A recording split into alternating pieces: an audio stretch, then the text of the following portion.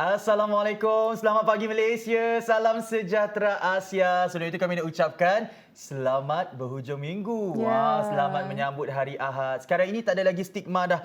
Kalau orang kata hari Ahad boleh bangun lambat, tak ada. Sekarang ini masyarakat Malaysia secara amnya makin nak sampai hujung minggu, makin tu mereka rasa macam perlu untuk bangun awal, lebih-lebih lagi makin untuk menonton bersemangat. kita di Sejahtera Asia. Lepas tu mungkin mereka nak melakukan aktiviti riadah bersama dengan keluarga dan rakan-rakan. Selamat pagi sekali lagi, saya nak sapa kepada anda di rumah. Apa khabar semuanya? Diharapkan agar sebelum kita divaksinasi ni, semua sentiasa berada dalam keadaan yang sihat, sejahtera dan baik-baik sahaja. Syah, apa khabar? Betul. Alhamdulillah sihat. Guys, apa khabar? Alhamdulillah, khabar baik. Syah, hari ini hari pertama kita bergandingan. Sebenarnya ni adalah buat julung kalinya Syah digandingkan bersama Gaz, itu seorang yang sangat petah bercakap dan hos yang sangat digemari ramai. Jangan. Kita tengah berborak dengan penonton-penonton kita ni yang sentiasa menjadikan Sejahtera Asia antara rancangan pertama untuk menyapa pagi mereka. Itu yang kami sentiasa harapkan dan itu yang memberi semangat kepada kami. Kerana apa, Syah? Pada hari ini iaitu 21 Mac 2021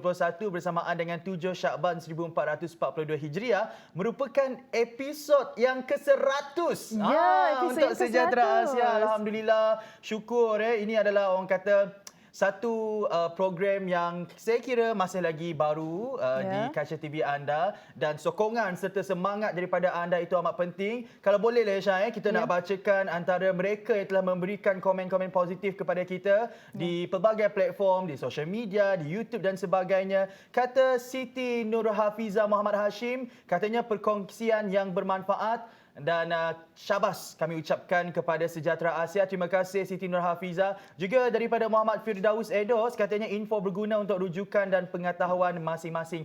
Terima kasih Firdaus. Juga kita nak raikan antara komen di YouTube. Kata Nelida, rancangan yang memberi info yang terbaik kepada penonton di samping penampilan hos yang confident. Alhamdulillah, anda yang membuatkan kami confident sebenarnya.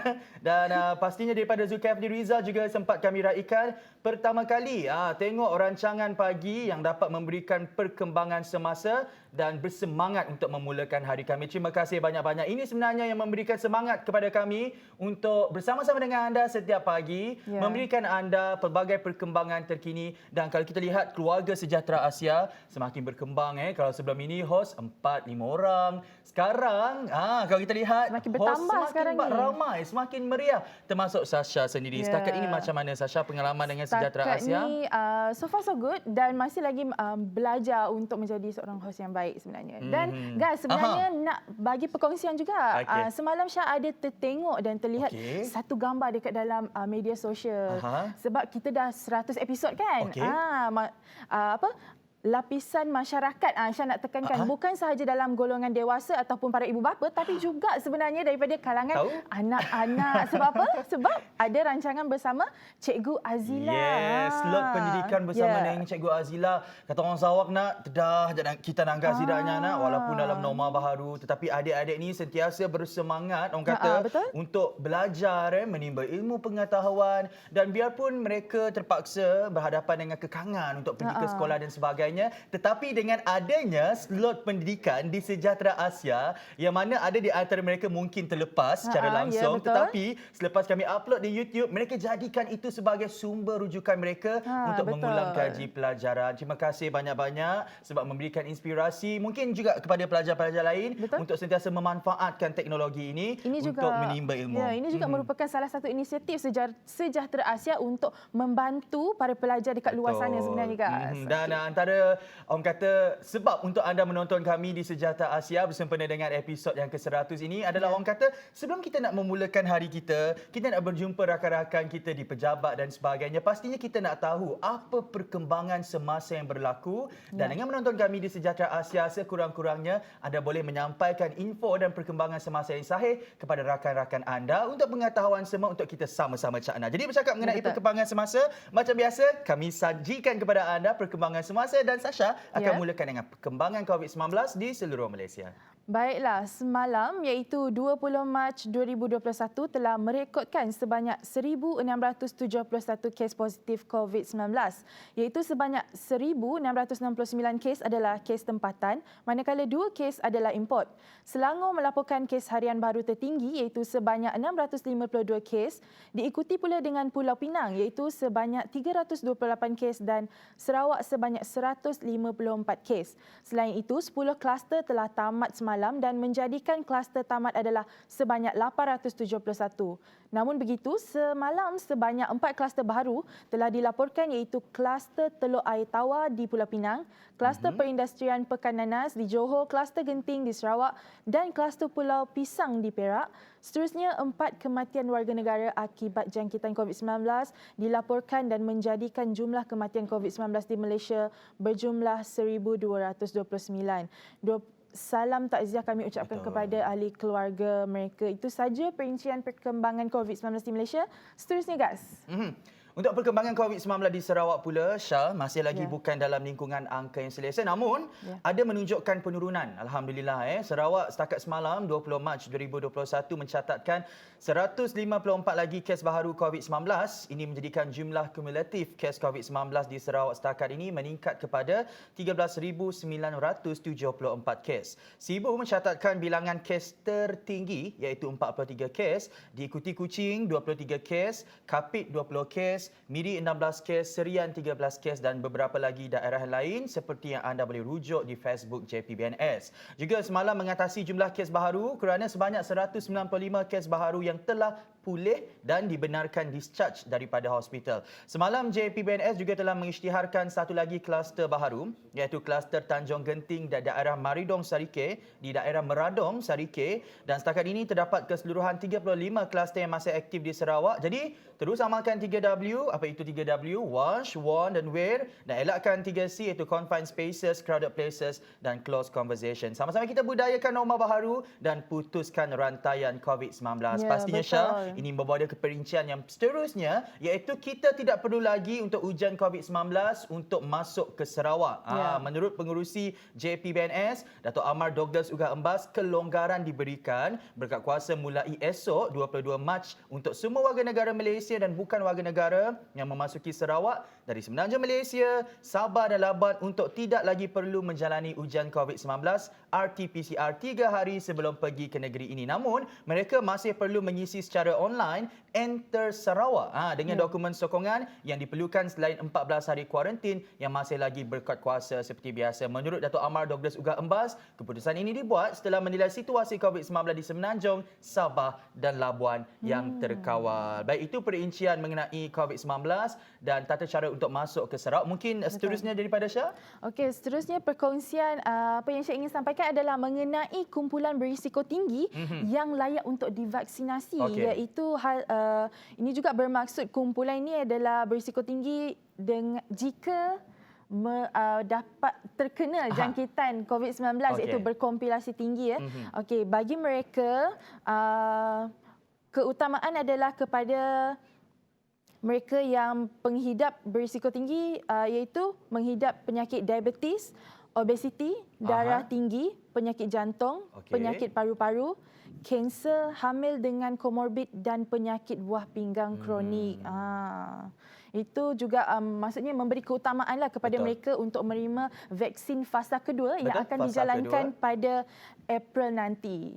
Jadi kita memberi tumpuan kepada golongan rentan ini untuk divaksinasi terlebih dahulu. Mungkin golongan yang seterusnya, saya percaya barangkali kita, Syah, kita akan menikmati orang kata vaksinasi ini insyaAllah selewat-lewatnya pada bulan September 2021.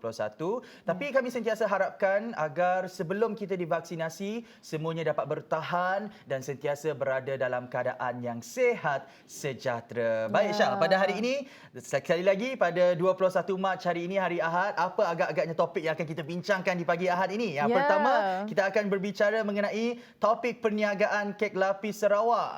Dah banyak dah iklan baju raya, perabot raya. Aura-aura dah ada masuk dah. Dah ada.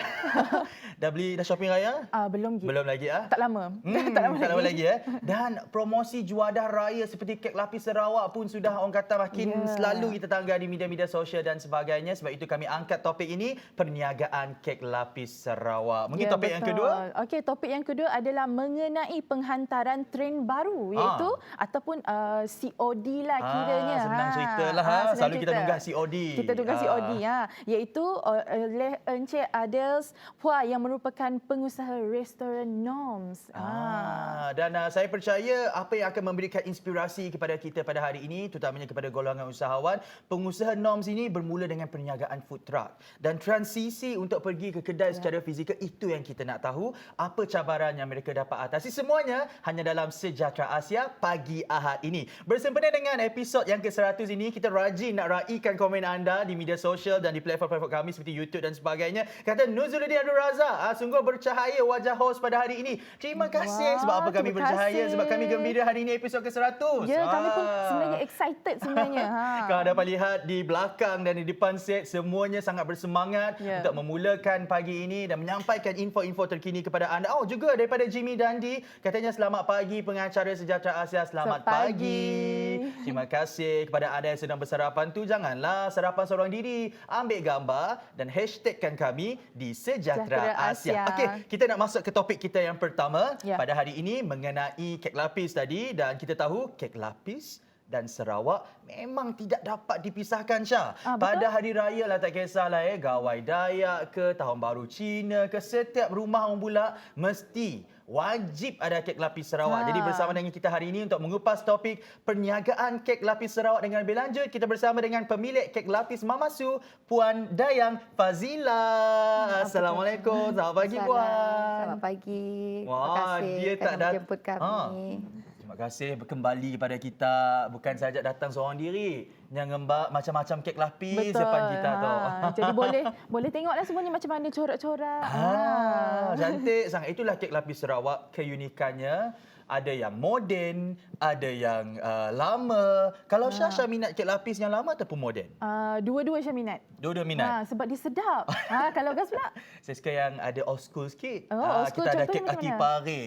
Kita ada Kek lumut. Kek lumut. Ya, tapi jangan disebut, Kak. Dah tu belajar. Pernah dengar tak? Lekat iklan lesap semuanya terus. Pernah dengar tak satu kek ni, kek dangdut? Pernah dengar? Tak pernah dengar. Pernah dengar? Ada. Dia kan ada. Tu yang sedap juga. Ada kek dangdut Kek dangdut. Kek Pandai buat kek Jepun lapis pun ada. Kek selipar Jepun pun ada. Selipar Jepun pun ada. Jangan ajak kampung selipar putus. Jangan. Okey, Kak, berapa lama dah Puan Dayang Fazila tu sudah menceburi bidang perniagaan kek lapis Sarawak? Saya mula menceburi dalam kek lapis Sarawak ni pada tahun 2015. Awal tahun 2015 setelah saya ditamatkan perkhidmatan. Sebab sebelum ini saya sebenarnya bekerja sepenuh masa. Di salah sebuah syarikat penerbangan. Ya. Dan pada ketika itu, kalau kita lihat imbau kembali sebelum Puan Dayang mempunyai kedai secara fizikal, mereka bermula dengan kios di Waterfront Sarawak dan sekarang sudah mempunyai kedai sendiri. Jadi pernah tak menyangka sambutannya positif, sambutannya hangat daripada masyarakat setempat ni? Mula-mula berniaga dulu saya memang tak ada confident. Sebab macam seperti yang semua orang tahu, kek lapis ramai yang berniaga. Betul. Ya. Tapi saya yakin pada diri sendiri dan macam kita kena yakin untuk berniaga. Kalau tak ada keyakinan, kita tak dapat berniaga. Jadi kalau macam tu, apa yang menyebabkan perbezaan antara kek lapis Mama Su dengan kek lapis yang ada dekat luar sana? Kalau kita lihat di gambar tu, Kak, ramai orang bersusun. Yang ni bulan Ramadan ke apa tadi? Hari biasa. Hari biasa pun dah ramai orang. Kalau bulan Ramadan macam mana? Bulan kami rasa Ramadan boyak-boyak memang tak boleh besi di dilayan. waterfront pun tu Memang naik ke atas.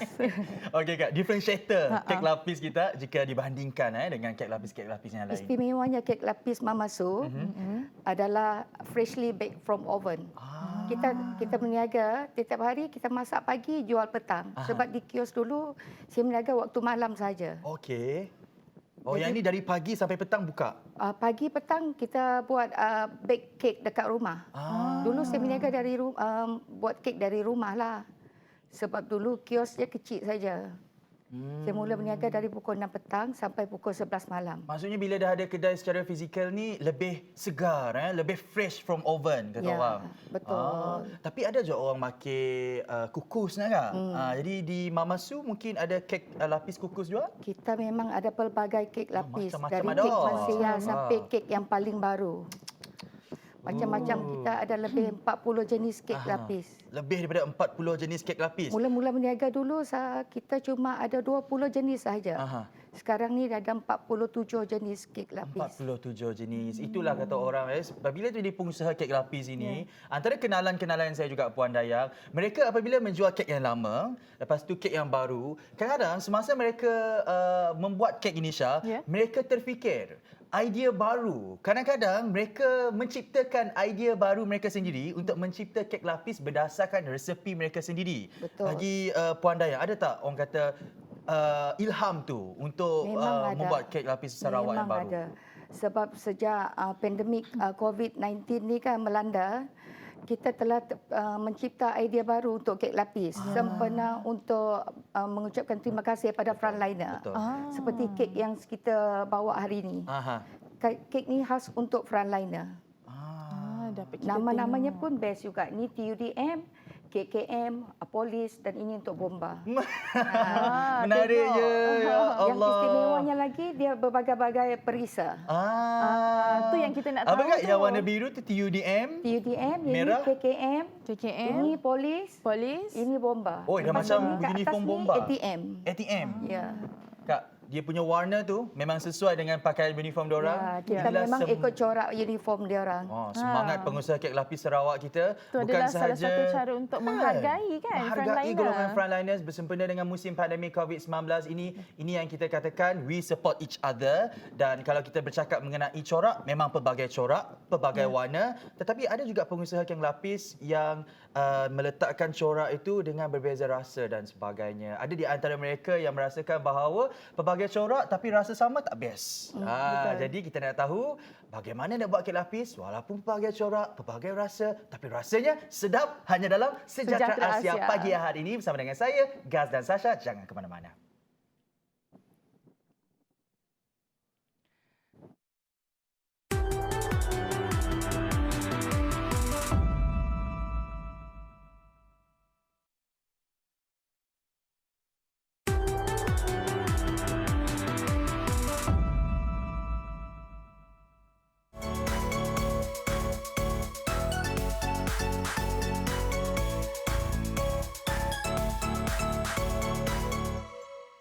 Kembali lagi dalam Sejahtera Asia, Syah. Kalau pagi-pagi ni, tepatnya pagi hujung minggu, ramai yang tercari-cari tempat untuk bersarapan. Kalau Syah lah, Syah minat sarapan apa pagi-pagi? Laksa Sarawak. Favorite. Kalau Gaz? Kalau saya, mestilah mi kolok. Kita nak raikan juga penonton kita di Kelantan contohnya. Mereka suka sangat makan nasi kerabu. Di Melaka, jangan lupa untuk try roti canai kayu arang. Ya Allah, sedapnya. Tapi tak apa, kita di Set Sejahtera Asia ada kek lapis Sarawak.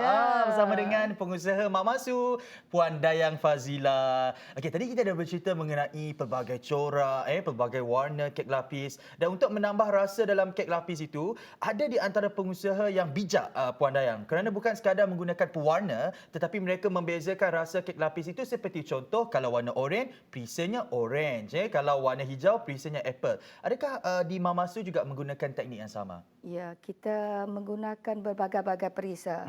Macam biru ni kita buat dari blueberry. Blueberry. Yang KKM ni kita buat dari strawberry dengan buah masam manis.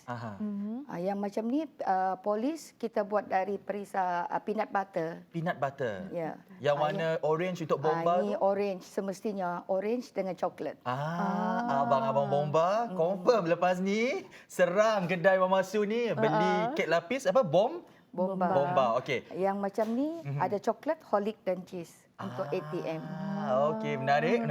Kombinasi yang sangat menarik sebenarnya, Gaz. Tapi bila kita letak pewarna, perisa dan sebagainya, pasti melibatkan mungkin kos yang sedikit lebih tinggi lah. Tapi bagi Mama Su, bagaimana Mama Su melihat bahawa kualiti itu penting dan macam mana adjust harga tu? Okey, so far dekat kek lapis Mama Su kita tak ada menaikkan harga. Masih seperti biasa. Masih macam biasa? Masih macam biasa sebab kita harus kira juga pelanggan yang dapat mampu membeli. Jadi kita pentingkan kualiti dan rasa. Ini juga bermaksud mentega yang digunakan adalah mempunyai grade-grade tertentu, Ya, betul tak? betul. Okey, jadi adakah penggunaan mentega ni berdasarkan permintaan pelanggan ataupun Mama Su memang menggunakan mentega yang berkualiti? Yes, semestinya kita menggunakan mentega yang berkualiti. Kan? Dan mentega itu, kata orang Syah, dia juga menentukan tahap kelembapan kek. Beza, dia dapat membezakan margarin dengan mentega tu. Beza keknya. Nak makin mentega, nyaman lagi lah selalunya, Puan Dayang. Lepas tu ada tak so far tempahan daripada para pelanggan? Kan nak menjelang raya ni? Alhamdulillah kita dah menerima banyak tempahan dari pelanggan-pelanggan setia sejak beberapa tahun lalu. Dah mula masuk banyak dah. Kemungkinan kita akan masih menerima sampai 2 minggu sebelum raya kita akan masih menerima tempahan. Saya rasa Puan Dayang Fazilah and team sekarang ini sedang bersiap siaga, Berlumus, mempunyai perancangan yang kukuh untuk menerima tempahan yang semakin banyak dari hari ke hari. Okey, kita nak bercakap dari segi keusahawanan untuk inspirasi mereka di luar sana.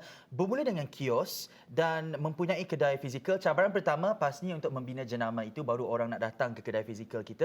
Tetapi kalau kita nak bercerita mengenai kewujudan kios di Waterfront dahulu, apa agak-agaknya cabaran pada ketika itu? Ialah dengan faktor cuaca lagi dan sebagainya. Ya, betul. Mula-mula saya berniaga dekat Waterfront.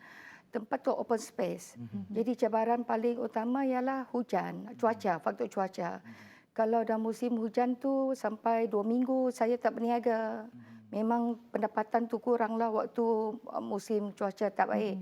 Tapi itulah yang membuat inspirasi kita nak mencari kedai. Sebab kebanyakannya pelanggan kita dia cuma dapat datang ke kios pada waktu malam. Jadi bila kita berbincang, saya berbincang dengan suami, dengan anak-anak, macam mana cara kita nak mencari lebih pelanggan, banyak ramai pelanggan kan?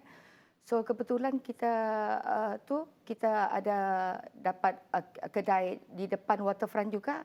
Jadi kita berhajatlah nak berbuka kedai dekat sana. Dalam menempuhi segala cabaran itu dengan kekangan cuaca dan sebagainya, apa yang menjadi sumber kekuatan Puan Dayang Fazilah untuk I don't want to give up, I still want to be in this industry, kek lapis Sarawak. Apa yang menjadi sumber kekuatan? Kekuatannya lah permintaan ramai pelanggan. Pasti.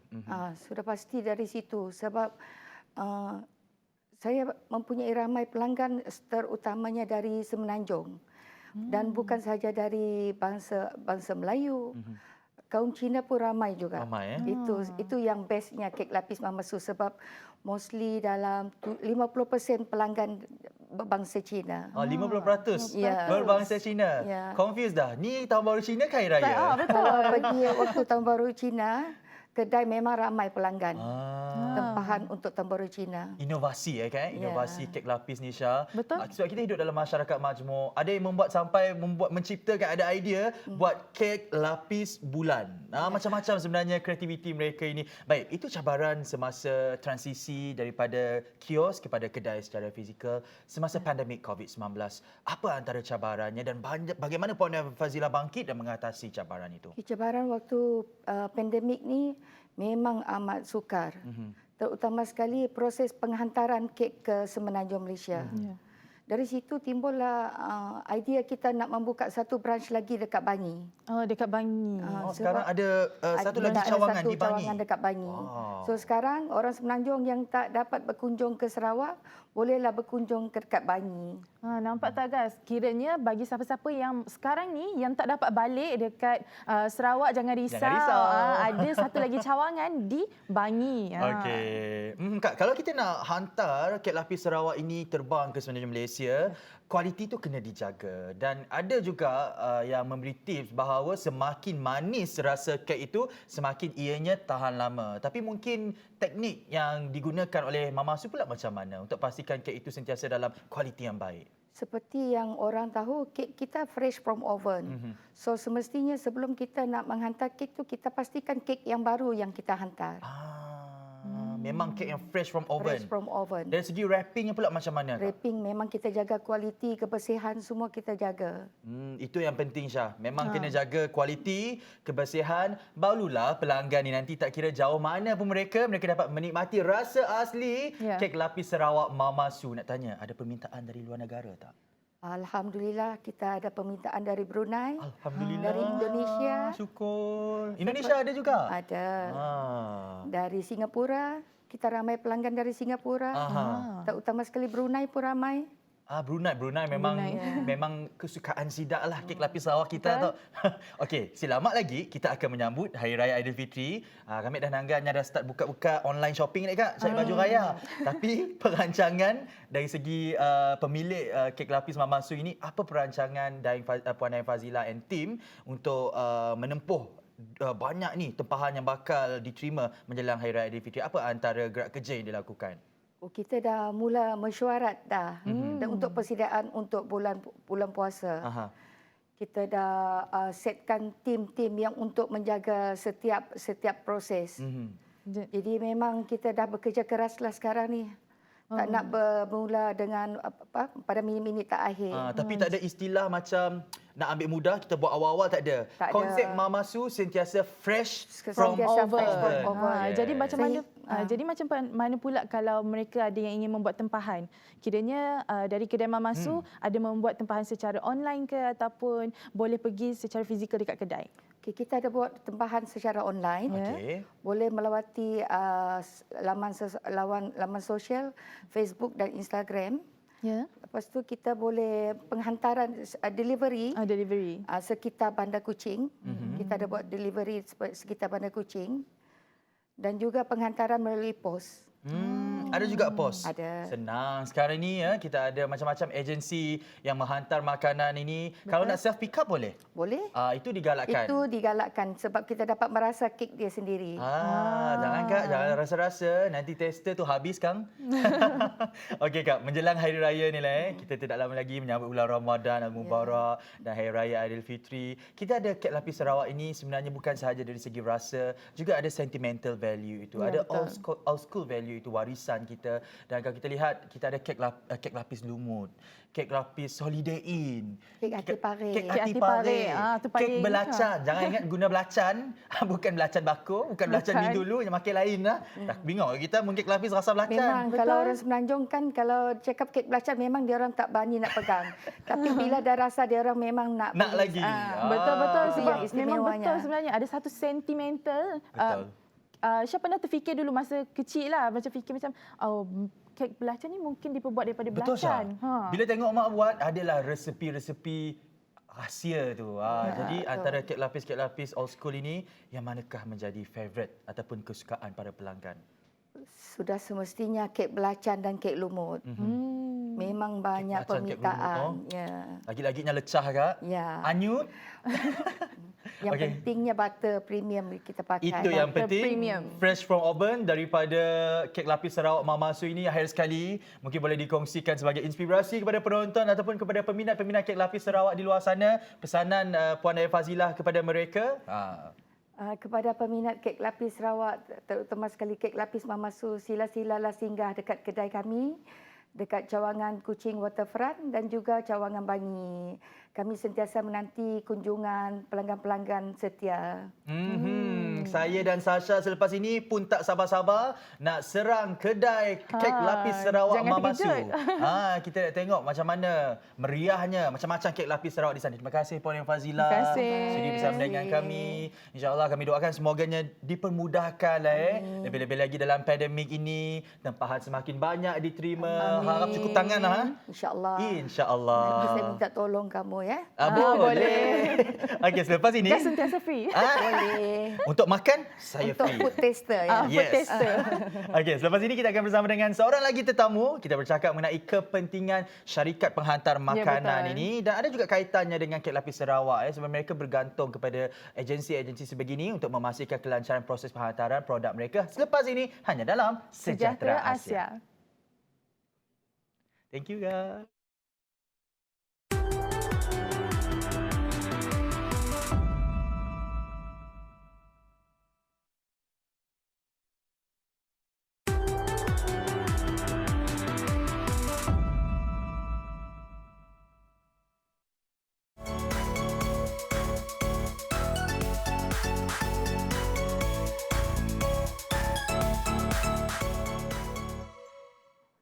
Kita dah rasa kek lapis tadi. Ya, Memang sedap. memang sedap. Sangat. Kira ada rasa peanut tu, rasa coklat. Ya Allah, sedapnya. Okay, dah. Kek lapis dah.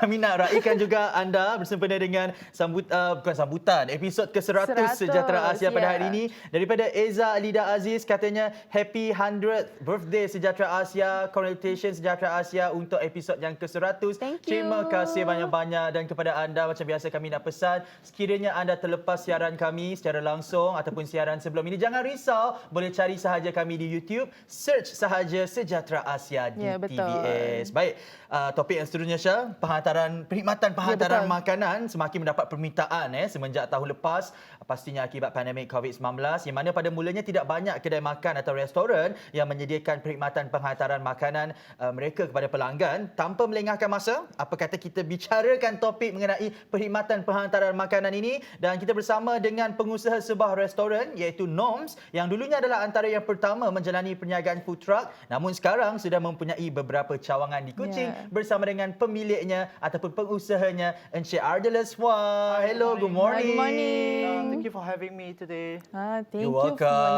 Terima kasih juga kerana sudi datang. Thank Okey, you very Encik much. Ardeles, melihat Yes. kepada keperluan semasa pada hari ini, yang mana semua orang nak cepat, Yes, semua orang correct. rushing. Jadi dalam kesibukan kerja dan sebagainya, adakah itu salah sebab Noms menjual makanan yang kebanyakannya berkonsepkan fast food atau makanan segera? Dari mana datangnya idea tu? Okay, I think just to brief about NOMS Okay. roughly. NOMS was founded by three of us, myself, Kelvin, and Tino. Okay. So back in 2015, we have always wanting to try something new and bring something new to Kuching. So back then I was working in KL, and that's when the food truck industry was very hot. Yeah. So we thought we saw this opportunity, and we thought oh, why not we bring it to Kuching? Exactly. This way we started. Macam mana sambutan di Kuching pada masa itu? Okay, at first it was we were worried that we might not be able to make it because Kuching is different culture than the West Malaysian. Yeah, so we were thankful that these people, Kuchingites, they really help us and love our food. Antara salah seorang pelanggannya saya lah, Syah. ya. Malam-malam lapar, Thank pergi you food very truck. much. Thank you very much. Settle, senang. Nampak tak? Bermula daripada food truck, sekarang ni boleh membina sebuah kedai, itu membuka cawangannya. Betul. Beberapa cawangannya di Kuching ni, di Sarawak ni. Okey, difahamkan Noms memulakan perniagaan makanan secara food truck macam yang Encik Adela ceritakan tadi, dan kita tahu perniagaan food truck ini konsepnya adalah mobilisation. Manakala untuk kedai fizikal, jenama itu perlu dibina supaya tak kira jauh pun lokasi kedai itu, pelanggan masih tetap nak datang. So, Encik Adelas, how you build the brand of Noms? Okay, as a food truck, we use that as our marketing strategy before we move it to the shop. Yeah, so from there we actually build, because as a food truck you mobile around, so from there you build your branding. People see you as a brand. So from there, if you provide a good food, good service to people, you will build up your followers after that. Dari situlah. Dari situ, yeah. Dan That is how you build transisi. your brand. Yes, correct. Dan transisi dari sebuah perniagaan berkonsepkan food truck kepada kedai fizikal pastinya melibatkan risiko dan cabaran yang perlu diambil. Apakah antara cabaran-cabaran yang dihadapi oleh Encik Adelas? Okay, first of all, back in 2015, food truck wasn't an ideal concept in Sarawak because there wasn't a permit for food truck. Okay, so back then we actually get most of the food truck business orders to form up an association. Okay, from there we actually seek help from the government and the local authority to provide us a permit. Yeah, to give opportunity to people in Kuching to be able to operate this. Jadi maksudnya Noms dan Encik Adelas ini adalah orang kata antara yang pertama memulakan trend food truck. One of the pioneers, yeah.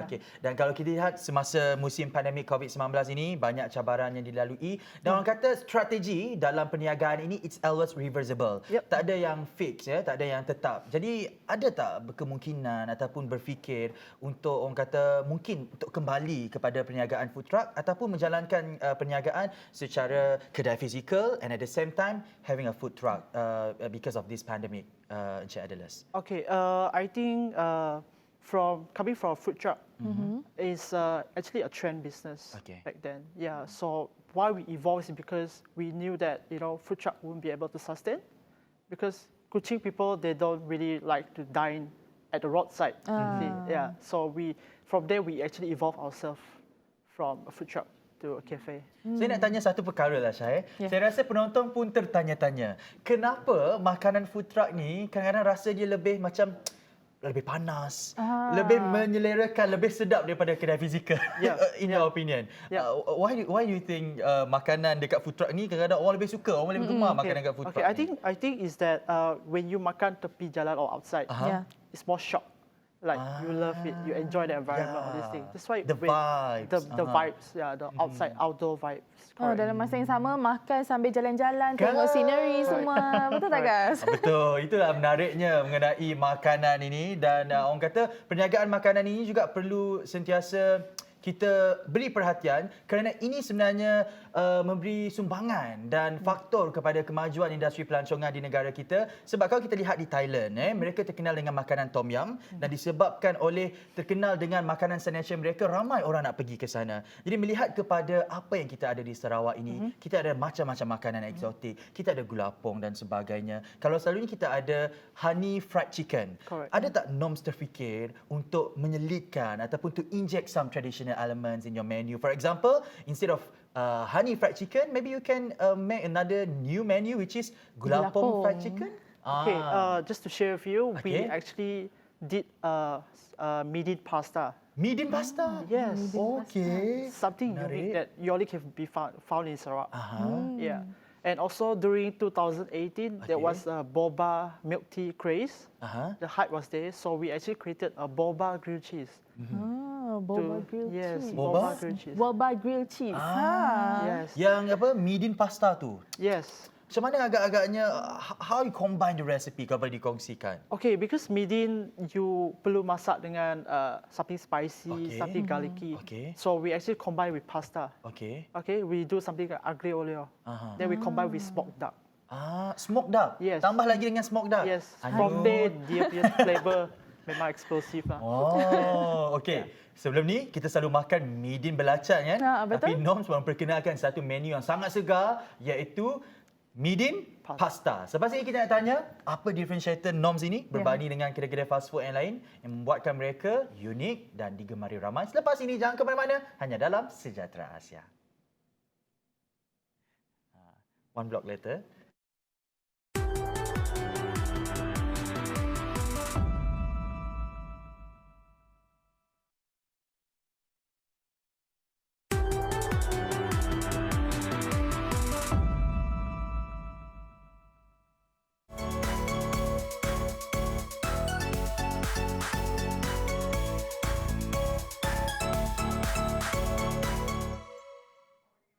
Terima kasih kerana meneruskan kesetiaan bersama kami iaitu di Sejahtera Asia. Baiklah, hari ini topik kita sangat menarik sebenarnya sebab berkaitan dengan makanan. Ya, okey. Kalau kita lihat pada hari ini, kedai makanan segera ibarat cendawan tumbuh selepas hujan. Jadi, apakah differentiator yang ada pada Noms yang tidak ada pada kedai-kedai makanan yang lain? Okay. First of all, we emphasize on our quality and food consistency. Yeah. So apart from there, we also use premium products. Yes, to make sure that our customers receive good end product. Yeah. Jadi makanan yang dijual ni adalah American style. Jadi nak tahulah, adakah Noms menggunakan chef daripada luar negara ataupun sebenarnya orang tempatan? Oh, actually no. We myself as a chef, we actually do a lot of R&D on the menu. Yeah, so from there we learn how to adjust the menu and make sure it localized to our people. Yeah. Okay, cakap mengenai R&D dan apa yang diimplementasikan oleh Encik Adela sebagai seorang chef sendiri terhadap menu di Noms ini, menyeimbangkan antara fast food dengan kesihatan. Because we know that Malaysia is the most obese country di Asia Tenggara. Jadi pada pandangan Encik Adela, how you want to balance between the aspect of health and fast food? Okay, I think it is very important to take care of our health as well. So our menu consists of a lot of cheese, you know, like a lot of fries, that kind of stuff. So it is very important to put some greens inside. So we basically have vegetarian sandwiches, we have salad as well, just to balance out the menu. Mungkin ada hidangan untuk orang vegetarian? Yes, we have grilled mac and cheese with mushroom and veggie. Yeah, it's something that as a vegetarian, because we want to cater to all of the customers out there. Betul. Yeah.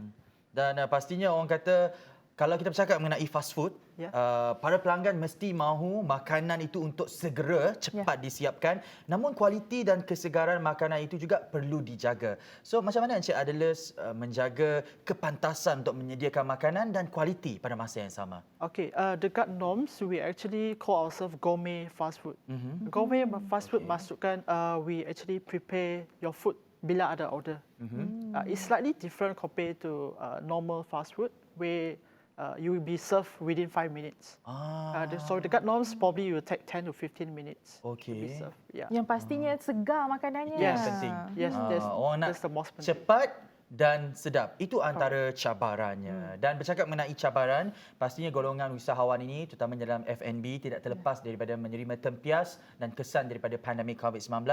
Semasa tempoh lebih kurang setahun kita melalui fasa yang mencabar ini, what are the challenges that you guys face through so far? Okay, I think when it comes to this, most of the businesses in the worldwide were affected with this pandemic. So as for us, I think we were closed for the first 2 weeks in March 2020. Okay. So after that, we actually look at the situation, okay, in Sarawak. Okay. And after that, we actually opened for takeaways. And also, it's good to have this delivery platform in Kuching back then. Yeah, so we actually utilize them as a platform. Blessed in disguise, orang kata orang. Yes, Disebabkan oleh pandemik ini jugalah rezeki golongan rider ini yang terlibat dalam food delivery service ini juga semakin bertambah-tambah. Dan melihat kepada perkhidmatan penghantaran makanan ini, Encik Adeles, apa kepentingannya kalau dah reda lah COVID-19 ini nanti, kalau COVID-19 nanti dah slow down, what do you think the importance of this food delivery service to the community? I think food delivery has been part of our life, you see, since a pandemic happened. So these people have been working really hard to make sure we get our food fresh and safe. Yeah, so I think it is very important to continue this community. Yeah. And it always depend on each other. Maksudnya pemilik kepada perniagaan F&B ini bergantung kepada mereka, ya, food delivery service, dan mereka juga bergantung kepada pemilik kepada restoran ini. Sama-sama bekerjasama. Ekosistem itu ada. Ecosystem, correct.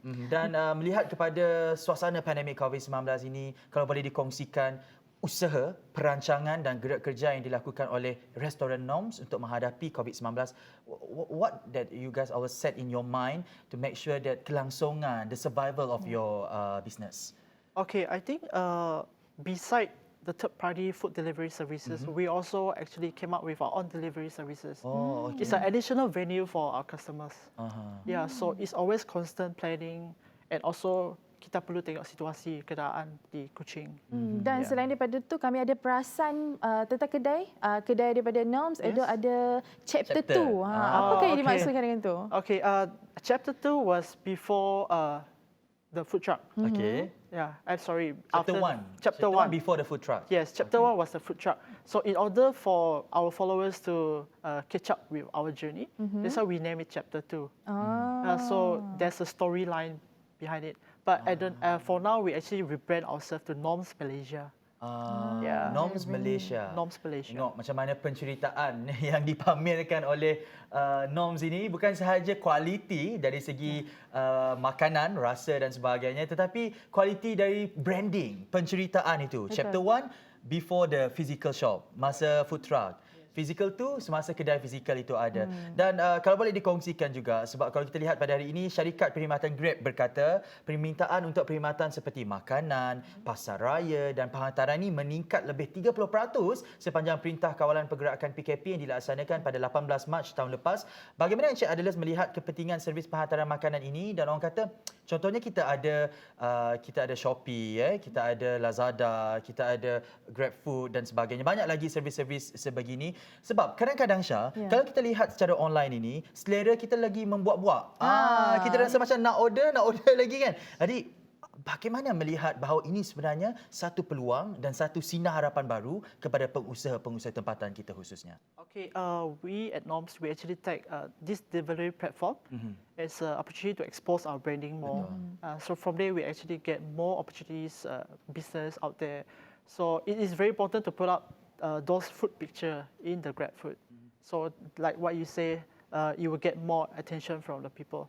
You add on, because it looks good. It's always at the tip of our finger now, kan? Yes, yes. Okey, akhir sekali Encik Adeles untuk jadikan inspirasi mereka pada pagi ahad ini dalam kita menghadapi tempoh yang sukar ni, Syah. Ramai yang terkena tempias. Apa pesanan Encik Adeles kepada mereka untuk terus bijak dan survive, terutamanya dalam perniagaan mereka? Okay, I think it's very important to know what's the next plan.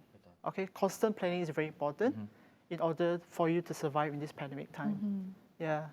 So, constant planning itu penting dan sentiasa bersedia dengan apa juga cabaran yang kita terima, yang kita terpaksa lalui semasa pandemik COVID-19 ini. Ingat, if we can survive during this pandemic, we will survive if in any challenge in the future. Walaupun ini dianggap macam musibah bagi setengah orang, tapi sebenarnya ada kemanisan di sebalik musibah. Ada kemanisannya, ada hikmahnya. Terima kasih Encik Adeles.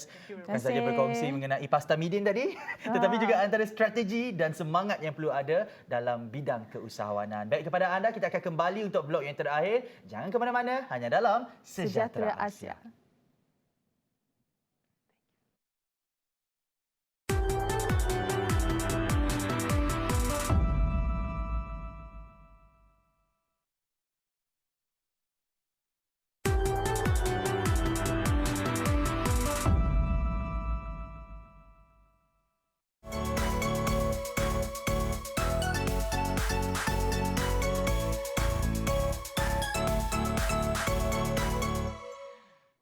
Meriah pagi hari ini bersama dengan episod yang ke-100 Sejahtera Asia. Kami nak ucapkan banyak-banyak terima kasih kepada anda kerana terus sudi setia bersama kami sehingga ke akhir rancangan. Topik kita bukan sahaja bercakap mengenai makanan, kek lapis Sarawak, fast food, makanan segera dan sebagainya. Tetapi bagaimana semangat golongan usahawan ini untuk terus menempuhi tempoh yang mencabar ini dengan penuh kreativiti dan mereka berjaya survive. Ya, betul. Kalau kita lihat kek lapis Sarawak tadi, bukan saja membuka cawangan di Sarawak, tetapi melihat kepada ruang dan kelopongan yang ada di semenanjung Malaysia kerana mereka juga tercari-cari kek lapis Sarawak ini dan ada juga orang Sarawak di sana yang rindu untuk mencuba kek lapis Sarawak ini. Masalahnya selesai. Itu masalah yang mereka berjaya atasi dengan membuka cawangan baru di sana. Walaupun terdapat masalah tapi dia tak berhenti setakat tu je. Maksudnya mereka iaitu golongan usahawan-usahawan ini mencari cara dan peluang untuk menaikkan perusahaan mereka. Bijak. Itu yang saya kira sangat orang kata menjadi inspirasi kepada kita pada hari ini. Betul. Kerana saya pasti barangkali cabaran yang dilalui itu ialah macam Puan Ain Fazila tadi pemilik kepada kek lapis Sarawak Mamasu, daripada sebuah kios kepada sebuah kedai secara fizikal. Bayangkan dan beliau dilanda dengan beberapa musibah, berhenti dari orang kata tidak lagi berkhidmat di sebuah syarikat penerbangan. Itu pastinya tempoh yang sangat sukar. Tetapi melihat kepada sambutan yang diterima daripada masyarakat setempat, itu mereka jadikan sebagai semangat untuk transisi itu daripada kedai kios kepada kedai secara fizikal dan juga boleh membuka satu cawangan di Semenanjung Malaysia. Di Bangi. Ya, di Bangi. Di Bangi. Maksudnya kek lapis Sarawak sekarang ini tak ada lagi di Sarawak dah, di seantero dunia. Dan tu tadi juga Puan Dayan ada bagi tahu permintaan dari luar negara. Daripada luar negara. Banyak daripada negara apa Disha kata dia? Dari Indonesia, Brunei, daripada Singapura. Banyak lagi. Itulah semangat orang kita, cerita orang kita dan kata beliau tadi, resepi untuk buat kek lapis ni kalau nak sedap kena guna bahan-bahan yang premium. Betul. Kek lapisan memang banyak, corak memang banyak, tapi rasanya pun kena berlainan juga. Itulah keistimewaannya. Jangan corak berlainan tapi rasa sama, kurang best lah. Betul. Jadi itu mengenai kek lapis Sarawak. Seterusnya kita bersama dengan sebuah dengan pemilik sebuah restoran makanan segera. Apa yang Syah dapat daripada temu bual bersama dengan beliau tadi? Daripada tu Syah dapat apa yang Syah dapat adalah motivasi bagaimana untuk memulakan perniagaan, iaitu sentiasa mengikut trend semasa sebenarnya. Supaya daripada food truck kepada dapat memiliki sebuah kedai dan juga membuka 2 cawangan. Dan kata orang daripada food truck itu chapter 1. Chapter 2 dah mempunyai kedai secara fizikal. Kata beliau untuk membina jenama itu bukan satu perkara yang senang. Beliau beranggapan bahawa para pelanggan yang datang ke food truck itu adalah para pelanggan yang mesti untuk datang ke kedai fizikal itu juga. Pastinya ada cabaran dan kekangan yang dihadapi, tapi dalam masa yang sama juga strategi-strategi yang sebenarnya Macam mana kita nak cakap? I guess strategi ini perlu diambil ada. kira. Dan lihat kepada strategi yang dibawakan oleh Encik Adlers tadi, Ya. kata beliau, tak ada masalah sekarang ini kalau nak makan makanan segera dan nak sihat pada masa yang sama, tak ada masalah. Selain daripada at the tip of our finger, order sahaja. Datang ke Noms ni, kita boleh nikmati makanan vegetarian. Ya. Lepas tu, pasta tu diinovasikan menjadi pasta midin. Sayur midin kita di Sarawak ni yang semakin banyak dieksport ke Singapura, itu yang mereka gunakan dalam resepi barat mereka. Jadi ini yang kita nak, semangat inovasi ini yang kita nak dalam golongan pengusaha-pengusaha kita, terutamanya dalam industri F&B ini. Dan kepada kita masyarakat awam, berikan sokongan kepada mereka. Boleh sahaja makan di restoran-restoran mereka, tetapi ingat, sentiasa patuhi SOP. Compound dah makin mahal sekarang ini, RM10,000. Itu perlu dijadikan pengajaran untuk kita lebih berwaspada, untuk kita sentiasa budayakan norma baharu, putuskan rantaian COVID-19. Banyaklah episod 100 pada hari ini, banyak perkongsian yang kita bawakan kepada mereka. Tapi sebelum tu, tajuk kita dah tahu dah hari ni. Dah tu satu lagi, gas. Untuk gaspirasi pada minggu ni. Minggu depan. Minggu ni? Minggu depan. Hari ni hari Ahad.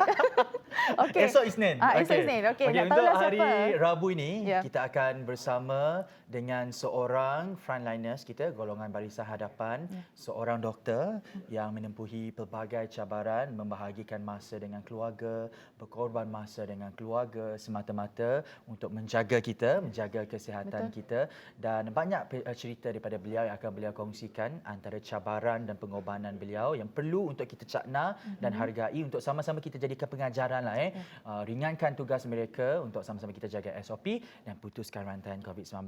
Itu mengenai gaspirasi, Syah. Bila tu guys? Hari Rabu, secara langsung jam 9 malam. Jangan lupa tonton Cakap mengenai frontliners tadi, kalau terlepas siaran kami, rugi. Sebab tadi Puan Daing Fazilah ada bercerita mengenai ikat lapis Sarawak ini. Betul.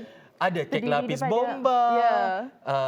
KKM, banyaklah. Tentera. Tentera meraikan golongan frontliners yang berkorban untuk kita. Kepada anda yang terlepas siaran kami, jangan risau. Boleh cari sahaja kami di YouTube. Search sahaja Sejahtera Asia TVS. Buat saya dan Syah pada hari ini, sampai di sini sahaja Sejahtera Asia pada hari ini. InsyaAllah kita akan jumpa lagi untuk episod 101 esok hari bersama dengan saya sekali lagi. Jadi jangan ke mana-mana, teruskan siaran anda di TVS, siaran 122 Astro dan MyFeedView, dan dalam Sejahtera Asia, daripada inspirasi Kami cetuskan inovasi. Assalamualaikum, jumpa lagi.